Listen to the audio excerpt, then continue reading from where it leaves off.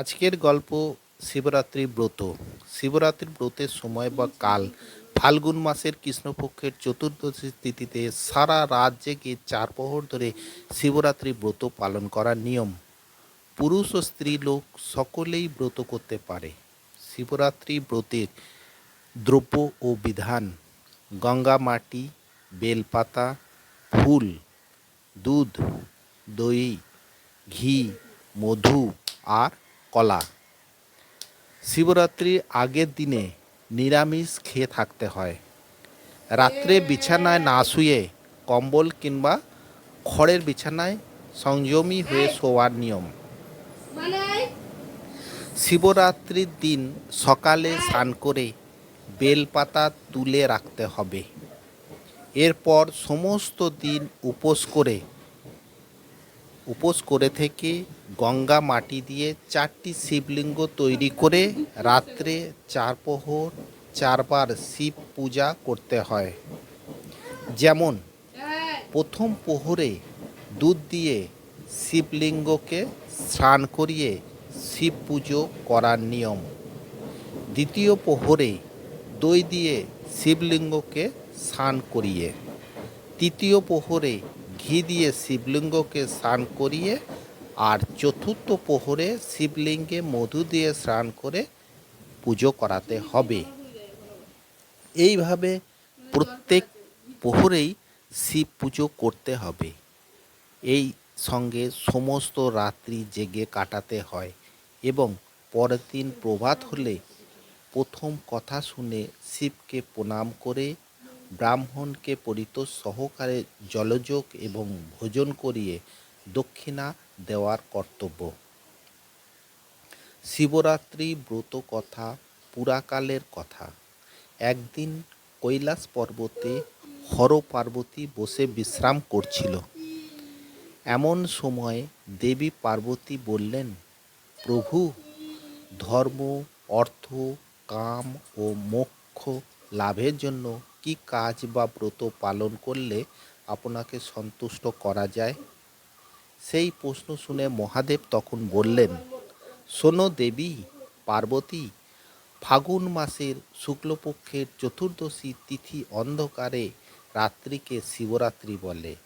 সেই দিন যে উপোস করে থাকে আমি যথার্থই তার উপর প্রসন্ন হই। শিবরাত্রি ব্রত আমার খুব প্রীতিকর। এই ব্রতের গুণেই গণেশ সপ্তদ্বীপের অধীশ্বর হয়েছে। এখন এই তিথির মাহাত্ম্য বলছি শোনো। পূর্ণতীর্থ কাশীনগরের এক ব্যাধ বাস করত। বধ করাই ছিল তার কাজ। একদিন সে তীর ধনুক নিয়ে শিকার করতে বেরোলো। একটা বনে গিয়ে সে অনেক রকমের পশু পাখির শিকার করলো। সে যখন শিকার জড়ো করে বাড়িতে ফিরছিল তখন সে দেখলো তার মাংসগুলো খুব ভারী হয়ে গেছে। সেগুলো তার একার পক্ষে বয়ে নিয়ে যাওয়া সম্ভব নয়। তখন সে সেগুলোকে নিয়ে বনের একটা গাছের তলায় রেখে একটু বিশ্রাম করতে লাগলো।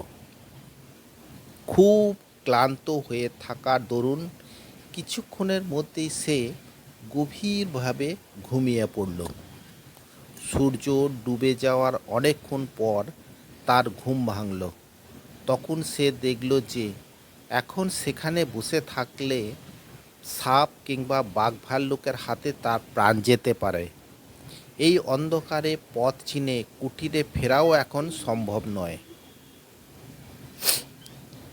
তখন সে হাতড়ে সেই গাছটার ওপরে মাংসের ঝোলাটা নিয়ে উঠে পড়ল এবং মাংসের ঝোলাটা গাছের লতাপাতা দিয়ে একটা ডালে বেঁধে রেখে কোনো রকমে গাছে বসে রাত কাটাবে ঠিক করল।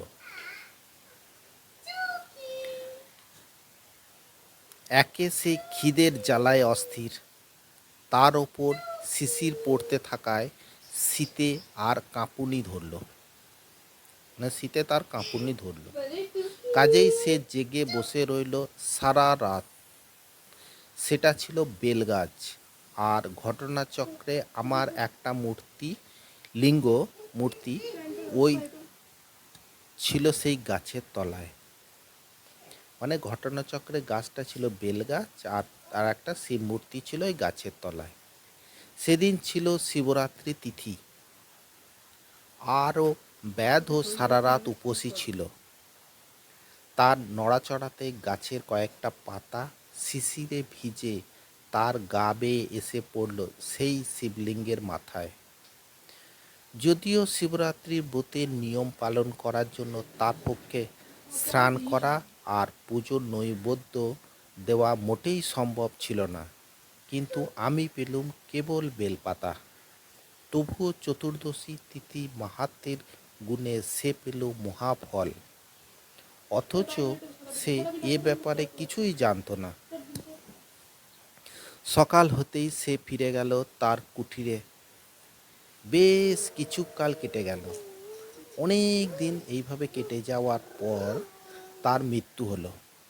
তখন যমদূত আর আমার দূতেরাও তার কাছে গিয়ে হাজির হলো। তাকে আমার কাছে আনা হবে না, বেঁধে যমরাজের কাছে নিয়ে যাওয়া হবে। এই নিয়ে যমদূতদের সঙ্গে আমার দূতদের খুব ঝগড়া বাঁধল। শেষে শিবদূতেরা যমদূতদের পরাস্ত করে ব্যাধকে আমার কাছে নিয়ে এলো। যম এই ব্যাপার সব জানতে পেরে আমার কাছে আসছিল। তবে পথে নন্দীকে দেখে ব্যাধের সারা জীবন ধরে কুকর্মের কথা বলল। মানে নন্দীকেই সে কুকর্মের কথা সব বলে দিল। নন্দী ও যমকে ব্যাধের শিবরাত্রির ঘটনার কথা সমস্ত বলে আরও বলল যে সে শুধু কুকর্ম করেছিল, তাতে কোনো সন্দেহ নেই। সে মহাপাপীও ছিল, কিন্তু শিবরাত্রি ব্রতের ফলে সে শিবলোক লাভ করেছে। যম সব শুনে সন্তুষ্ট হয়ে নিজের পুরীতে ফিরে গেল। দেখলে পার্বতী, এই ব্রতের শক্তি কতটা! সেই থেকে পৃথিবীতে এই ব্রতের মাহাত্ম্য চারিদিকে ছড়িয়ে পড়ল। শিবরাত্রি ব্রতের ফল। শিবরাত্রি ব্রত পালন করলে মানুষের ধর্ম, অর্থ, কাম ও মোক্ষ এই 4 রকম ফল লাভ হয়ে থাকে।